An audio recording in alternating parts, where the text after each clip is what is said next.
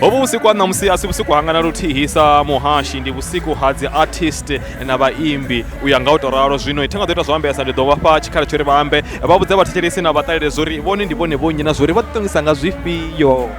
Nendine DJ One Time MC Mulwane wa Royal Heritage Festival VENDA nga December Spa Music Fest, just to name the few.